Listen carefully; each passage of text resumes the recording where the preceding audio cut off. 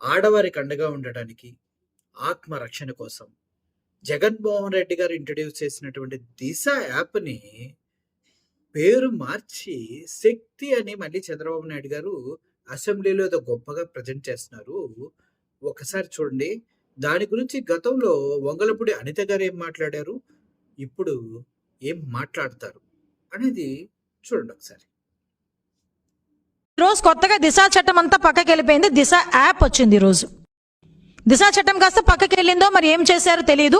దిశ యాప్ను బయటకు తీసుకొచ్చి దిశ యాప్లో అందరూ కూడా ఆండ్రాయిడ్ ఫోన్లో 3 సార్లు ఇలా ఊపితే చాలంట దిశ యాప్ తెలిసిపోతుందంట.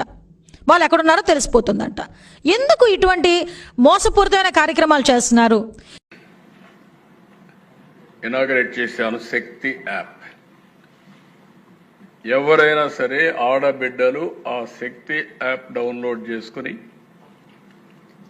కనీసం ఆ ఫోన్లో చేయగలిగిన ఆ శక్తి యాప్ ఆన్ చేసి 3 సార్లు షేక్ చేసిన ఆటోమేటిక్గా రిజిస్టర్ అయిపోతుంది. ఎక్కడున్నారో జీపీఎస్ చూసుకుని 6 నిమిషాల నుంచి 9-10 నిమిషాల లోపల మీ దగ్గరికి వచ్చే బాధ్యత పోలీసుల పైన ఉంటుంది.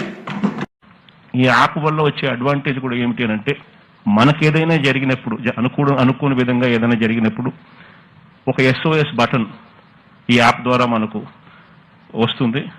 ఆ SOS బటన్ నొక్కిన వెంటనే పోలీసులు వెంటనే మీ దగ్గరికి నిమిషాల్లో వచ్చేస్తారు.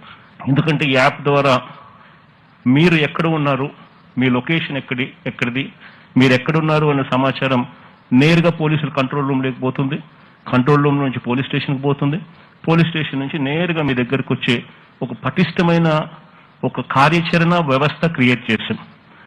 ఎవరైనా సరే ఆడబిడ్డలు ఆ శక్తి యాప్ డౌన్లోడ్ చేసుకుని కనీసం ఆ ఫోన్లో చేయగలిగిన ఆ శక్తి యాప్ ఆన్ చేసి 3 సార్లు షేక్ చేసిన ఆటోమేటిక్గా రిజిస్టర్ అయిపోతుంది.